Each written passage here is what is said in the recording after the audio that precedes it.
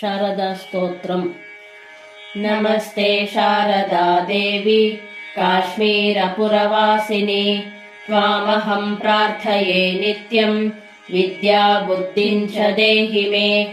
या श्रद्धा धारणा मेधा वाग्देवी विधिवल्लभा, भक्तजिह्वाग्रसदना क्षमादि गुणदायिनी। नमामि यामिनी नाथ लेखालङ्कृतकुन्तलाम्, भवानी भवसन्ताप निर्वापणसुधानदीम्। भद्रकाल्यै नमो नित्यम् सरस्वत्यै नमो नमः। वेदाङ्गवेदान्त विद्यास्थानेभ्य एव च, ब्रह्मस्वरूपा परमा ज्योतिरूपा सनातनी।